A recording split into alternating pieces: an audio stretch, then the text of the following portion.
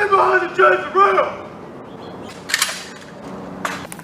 It is requested that all visitors remain behind the chains and rails at all times. That command has echoed across this stretch of marble in Arlington for nearly 90 years.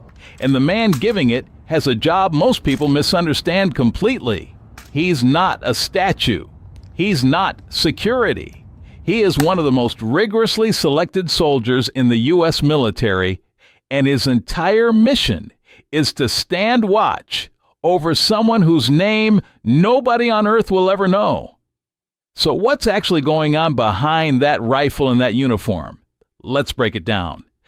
This watch began almost a century ago. Before soldiers were officially assigned to the site, ordinary citizens took it upon themselves to patrol the area in the 1920s, mostly to stop people from treating the grounds like a picnic spot. The Army formally stepped in shortly after, but it took over a decade before the round-the-clock rotation we see today actually started. Once it did, it never stopped. Not for a single shift. Storms, a major earthquake, even the chaos of September 11th, none of it broke the chain. But who exactly is buried there? That's the part that gets people. War doesn't always leave clean answers. Soldiers fall in places no one can reach in time, and recovery can take years.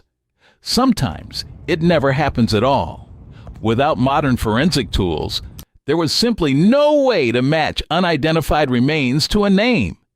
So instead of a name, some soldiers got a single word carved into stone instead. Now here's where it gets intense. These guards carry rifles, real ones, with a long history. The earliest Sentinels carried World War I-era bolt-action rifles, later replaced by sturdier models, and eventually the rifles still used today.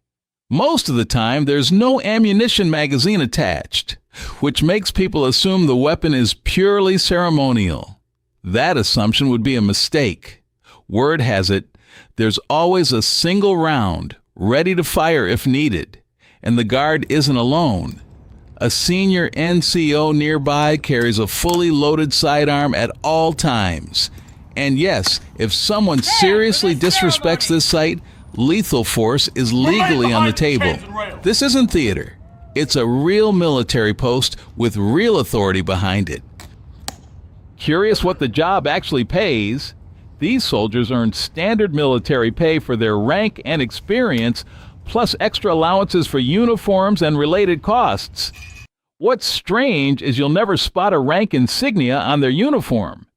It's deliberately left off. The reasoning is almost poetic. Nobody wants to outrank a soldier whose own rank was lost along with his name. As for the number, reports put the average pay somewhere in the low 40,000s annually. Nobody's doing this job for the paycheck, though. Every guard who takes this post treats it as one of the highest honors available in the entire armed forces. If you're planning a visit, there are rules, and they are enforced. During ceremonies, you're expected to stay quiet, stay still, and stay behind the barrier. Step over the line, start talking loudly, or otherwise disrupt the ceremony, and the guard will halt everything, shift his weapon into a ready stance, and issue exactly one spoken warning. One. Visitors, remain behind the chains and rails. The response escalates immediately, up to and including deadly force. It sounds extreme until you realize what's actually being protected. A level of stillness and respect that hasn't been broken in nearly a century. Off-duty, life isn't glamorous either. Most guards sleep in standard barracks nearby, but on extended 24-hour rotations, there's a separate set of quarters built underground right beneath the steps of the amphitheater near the tomb. That space doubles as a place to rest and a place to keep training, because the learning never really stops. A typical day starts before sunrise. Uniform inspection, gear prep, assignment briefings, followed by a strict review of whoever's walking that day's first shift. The public only sees the polished version between morning and early evening, the marching, the ceremonial changeovers, the wreath laying. Behind that, it's hours of repetition most people never witness. What makes this role so exclusive? The unit responsible for the tomb operates almost like a ceremonial special operations force. The acceptance rate for volunteers sits under 20%, and most of those accepted still won't make it to full guard status. And then there's the number that shows up everywhere in this routine, 21. Every walk across the mat involves 21 measured steps, a pause of 21 seconds facing the tomb, a shift of the weapon, another 21-second pause, and 21 steps back. It's deliberate. The number traces back to the 21-gun salute, historically reserved for heads of state and the highest ranks of military honor. Even the origin date lines up symbolically. The first unidentified soldier honored at this site was laid to rest on November 11, 1921, after being brought home from a battlefield cemetery overseas. Getting this assignment in the first place is brutal. Candidates apply through the unit's leadership and, if accepted, enter a training pipeline that can stretch up to a year. It includes a series of demanding evaluations covering ceremonial precision, uniform standards, and an enormous amount of memorized material, accurately reciting dozens of pages of historical and procedural knowledge without error. A single failed evaluation at any stage sends a candidate back to a regular unit permanently. There's no retry.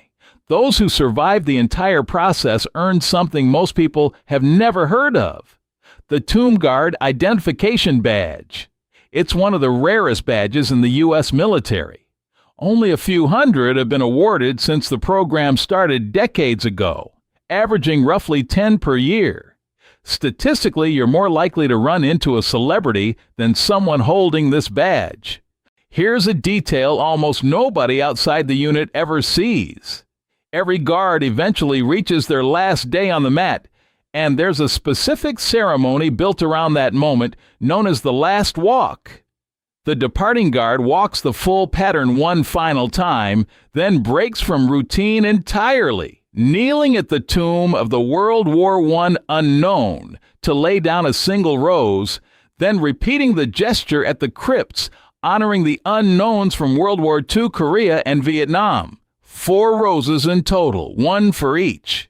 Often it's a family member, a mother, a spouse, even a young child, who hands over those roses before the ceremony begins, and who stands watching from the plaza as it happens.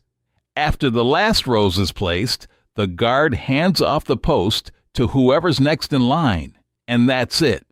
The rotation never stops, not even for the man stepping away from it. So that's the reality behind the rifle, the silence, and the warning you'll get if you ever cross that line. What do you think? Would you have the discipline to make it through training like this? Drop your thoughts below, and if this kind of deep dive interests you, subscribe for more.